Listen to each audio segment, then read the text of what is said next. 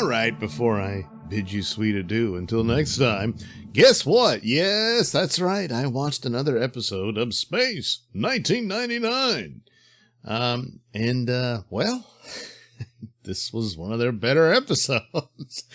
Most of them are pretty awful, but this one is probably on par with that one I said that was where they found the evil immortal creep inside the asteroid. Other than his terrible outfit, it was pretty good. Well, here, this was pretty good too, as they're cruising along, and then they encounter some sort of time-space warp thing. And as a result of this, they're split into two, where there's a timeline from where their point is there in another, and they don't quite understand that this has happened. One of the crew members, she starts to go a little nuts, and she seems to be aware of the other timeline, whereas the others aren't. And eventually it overcomes her. She dies, but she starts telling them that she believes Commander Koenig and what's his name, Carter, are dead, and all this sort of stuff. And they're like, "What's the deal here? You know, why did she think that? Because they're not dead." But as they're going along, they encounter a star system, and they check it out, and they realize it's their home star system. It's the Earth. And they're like, "Oh, we made it." It's like the warp in space managed to transport them where they wanted to go. And so they're like, we're going to make it. And they're heading towards it, and they start realizing there's damage to it.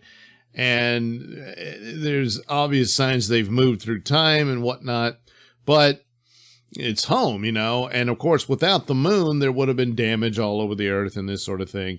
So maybe it led to even far worse damage than they would have anticipated. But nevertheless, as they approach it, wait a minute, there's already a moon there. So what the hell? Well, the moon is the same as theirs, and there's an alpha base on it, and then they go and explore. And that's kind of interesting too, because obviously they use their set, they set it up, but it's all abandoned and dilapidated, and they actually find a Eagle shuttle, and in there is the dead bodies of Koenig and Carter. And the vacuum of space preserved their bodies, so there's no deterioration or anything, but they're dead.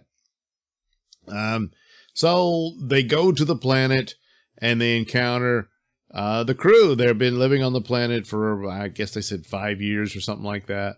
And now it gets a little shaky, but it's obviously the professor guy. He figures it out about what has happened. And when you meet your double, it causes problems, and it actually kills off the ones on the planet. Now, why it would kill them off and not the others, I don't know. It seems like the conflict would wipe them both out or something like that. They don't really get into that, and who's to say? You don't know.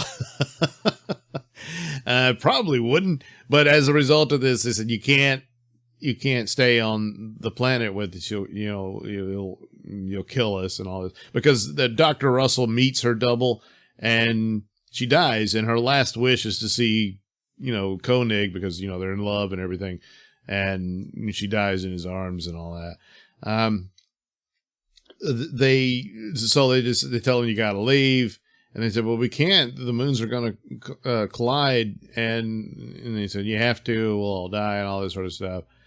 And I'm trying to remember if the professor figured it out or whatnot. But anyway, of course, as they approached the moon, it started to glow with the eerie glow at the beginning of the show, and they're back in their own timeline, back traveling through space. And so then they wonder, well, are those people still on Earth, or did the timeline fuse back to the way it was and it never existed?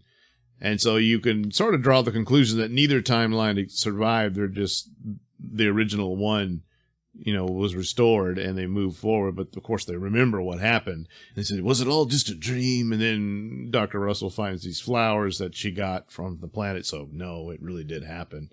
So as a result of the flowers exist, then I guess in some timeline, the Alpha crew did make it back to Earth. It's just Koenig and Carter died on the way, on the moon. And the rest of them lived on that, rather devastated Earth, but they were able to restart and, rebuild human society with what they have there. So, yeah, he's not bad, and a lot of it, in its simplicity, helped it a lot. And, they don't really have full explanation for things, and it's a bit of it is like, well, you figured that out a little too quick as to what to do and all this sort of thing, but still, this is easily one of their better episodes. So, Another Place, Another Time was the title.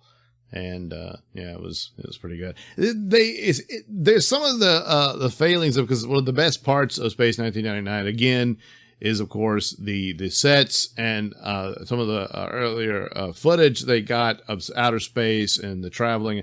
They do it very well. And there's quite a few good scenes of them going into orbit and all this type of stuff. But the later scenes, especially for this episode, where it's clearly landing on the planet and it's all models landing into this, to match up with their set. They never really had any location shots or anything.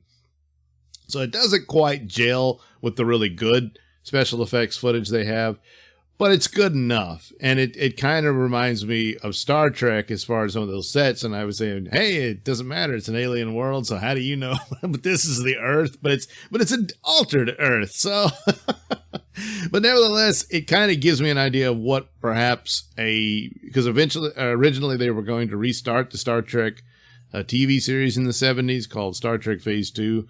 And when you watch Space 1999, I think you see a lot of what that show probably would have looked like as far as special effects go and sets and all that type of thing.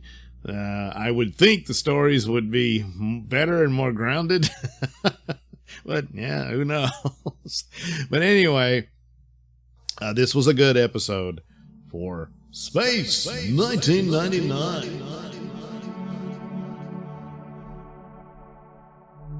Thanks for watching and listening. Say, while you're still here, why not like and subscribe and share with your many friends? Yes. Also, check out my mini stores in the link description below. Yes, where you can get t-shirts, hats, mugs, all those goodies with my artwork on them. Oh, yeah. And head over to indieplanet.com and pick up a copy of my comic book, Night Night. Oh, yeah.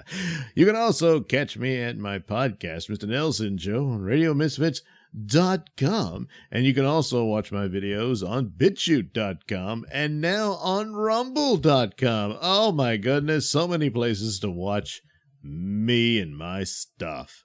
Oh, yeah.